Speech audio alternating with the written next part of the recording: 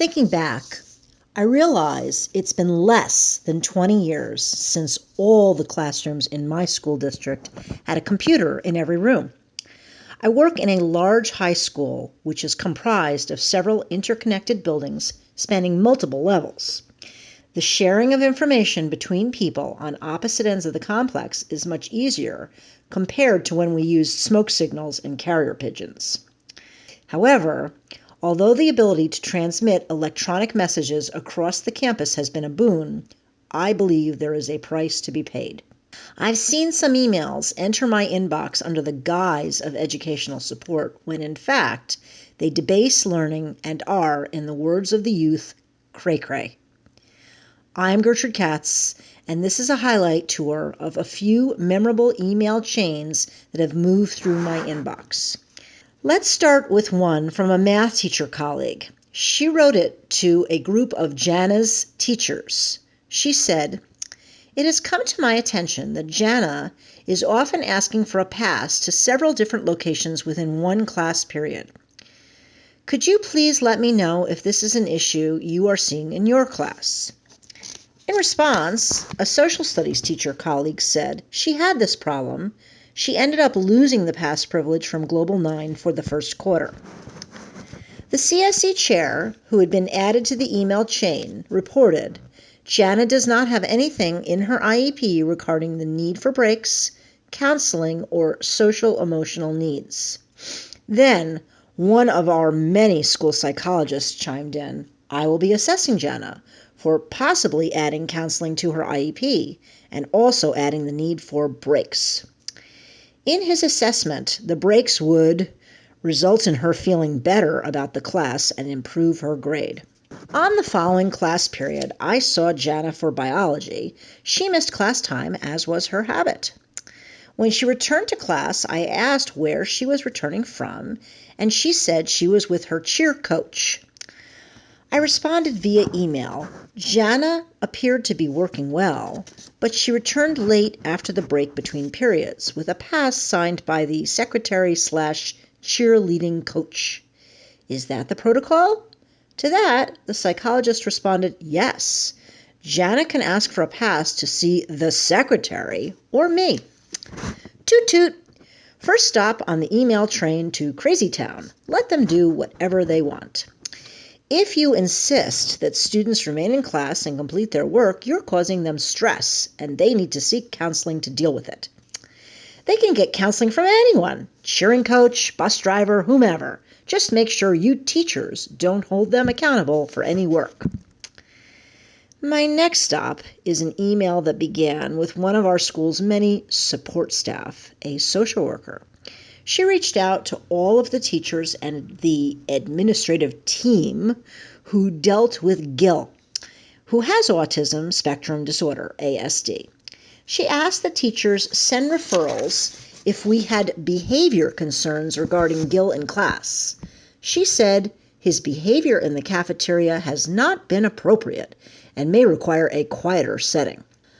I was certainly not surprised to be receiving an email about Gil's behavior.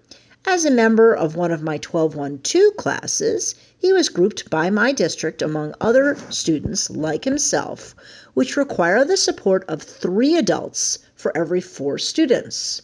Students in 12-1-2 classes are often awarded a Career Development and Occupational Studies, or CDOS, commencement credential, because their learning differences limit their ability to earn a Regents diploma.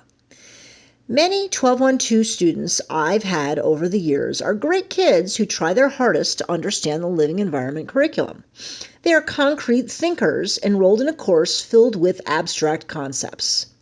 During the last several years, my district insisted that they be exposed to Regents-level curricula in response to mandates to increase graduation rates.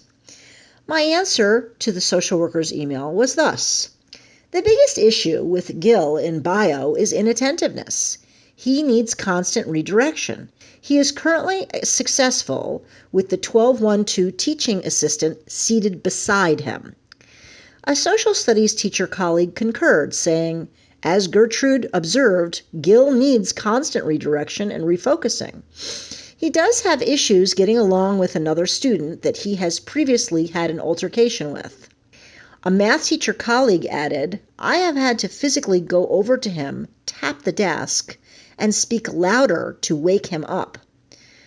I prefer the sleeping to his other behaviors."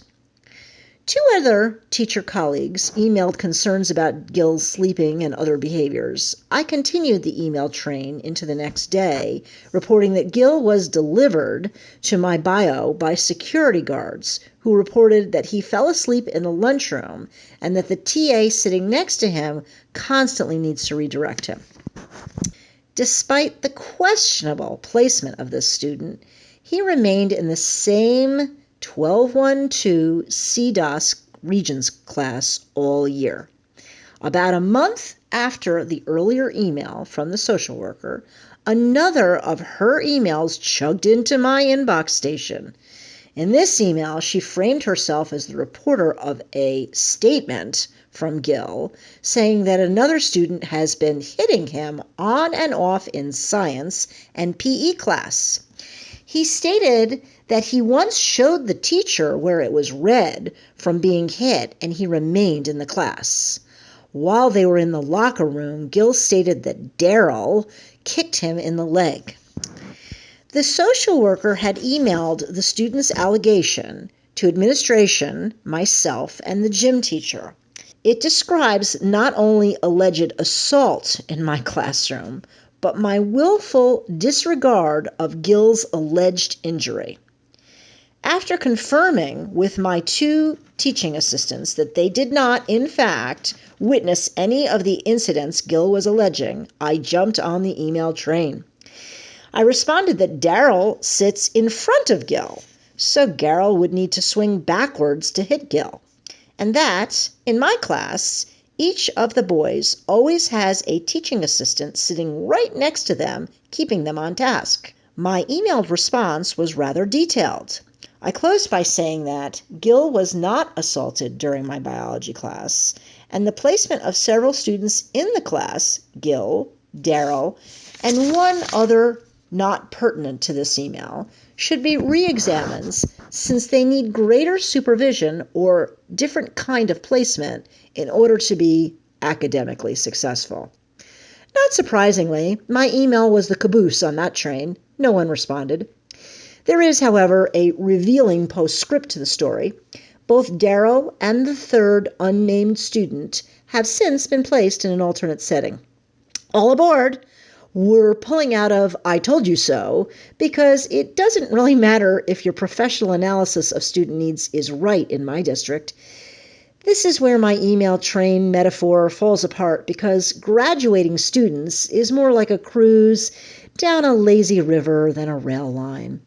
2 years lost for them and 2 years of time stolen from other students because of misallocation of resources. But the district saved 2 years' worth of tuition at their alternate placement schools.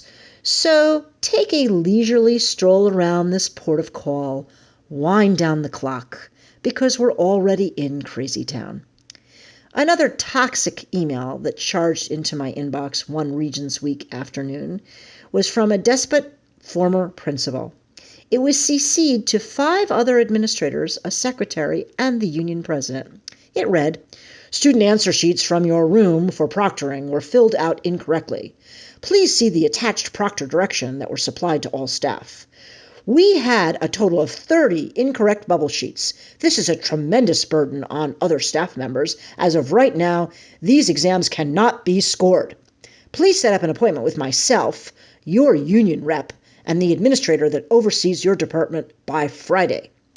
My speedy response to his ill-informed email was, "I did not proctor today. I was out sick." I did communicate with a colleague who covered my proctoring assignment on that day. Although she did not receive the stern email from the principal that I received, she did hear from the union president explaining that meetings demanded by the principal would not be happening. Apparently, there was a lack of clarity on proctoring instructions, but the upshot of it was that, in the future, black pens would be given to students on test days, so the students would not use gel pens. I received no further communication from the principal, despite being defamed via email to 7 staff members. Outlandish emails continue unabated to my inbox. Perhaps I'm not the only teacher who must gird myself for the emotional turmoil they cause, because their purpose is most certainly not about teaching or learning. Are you a teacher who has been part of a toxic email train? Share your story below. Thanks for watching. If you found this helpful, subscribe down below